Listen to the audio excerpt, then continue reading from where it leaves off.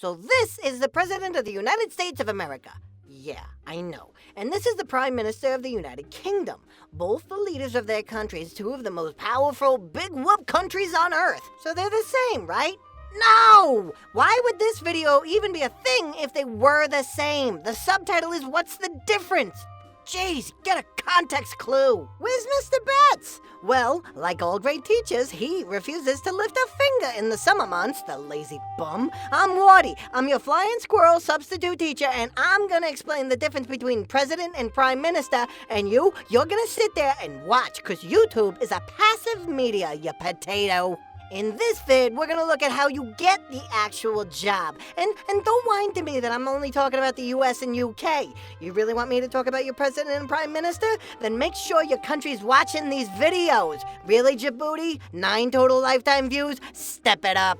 So you want to become the American president? Well, it ain't easy, but it is clear. It's stated right in the Constitution in Article 2, Section 1, Clause 5. Are you sleeping yet? First, you need to be a natural-born citizen. Natural-born meaning being born in United States territory, and not like you can't be a clone, because that's unnatural.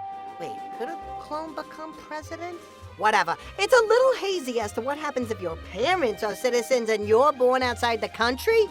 Just tell your moms not to go to Bora Bora when she's 9 months pregnant with you, and we'll be okay. You also gotta be 35 years or older at the time you take the oath, and lastly, you have to have been 14 years a resident within the United States. Notice that it doesn't say the last 14 years. Yeah, you could make the argument that if you just collectively lived in the United States for 14 years over the span of your life up till that point, you'd be good to go. But that couldn't happen, right? You noob. Herbert Hoover, elected in 1928, lived in Australia, China, and England from 1897 to 1917. Dude was chowing down chow mein in China during the Boxer Rebellion, and he still became prez. But those are just the stated requirements. Now, you and I both know it's more complicated than that. You gotta run for president, and to do that, you pretty much have to be chosen as one of the 2 big parties' candidates. You could spend your life working your way up, serving the public, or not. And the whole campaign thing takes forever. The 2016 presidential campaign was over 600 days long, which is about as long as it takes to gestate an elephant. Wait. The elephant is the mascot of the Republicans. Trump is a Republican. First things first, I gotta admit it. This is a bit confusing. I don't know if you can tell, but I ain't British, and trying to figure out their system is like trying to figure out somebody else's shower. Just tell me which knob stops it from burning my flesh. Unwritten rule, you pretty much have to be in the House of Commons. What the heck is that? Ugh. Okay, Parliament, the governing body of the UK, is made up of 2 houses, the House of Commons and the House of Lords. Members of the House of Commons are voted in by the people, and they make the laws and taxes and such, and the House of Lords, positions inherited or appointed, well, they discuss the laws and taxes and such. They're like spell checkers who dress up like Santa Claus. So again, you pretty much have to be, but not always, already in the House of Commons. I mean, yes, you could be in the House of Lords like Alec Douglas Holmes in 1963. Heck, legally, the Queen can appoint whoever she wants. Most of this British stuff is just tradition and unwritten, but she's the Queen. You try telling this broad she's just a figurehead. I'm getting sidetracked. I guess since you pretty much have to be a member of the Parliament already, let's start there.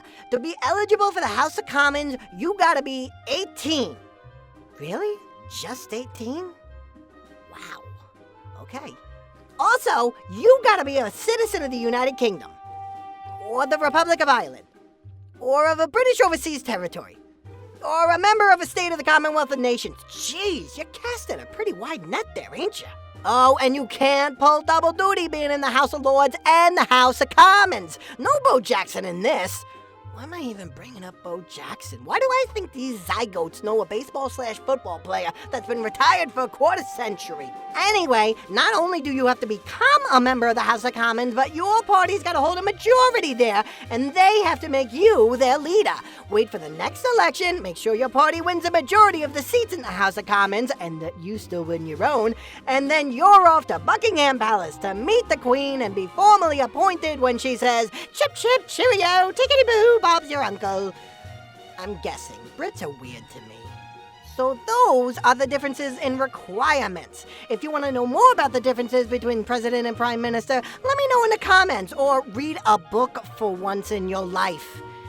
Jeez. By the by, Mr. Betts wants me to tell you that the fall semester starts August 24th.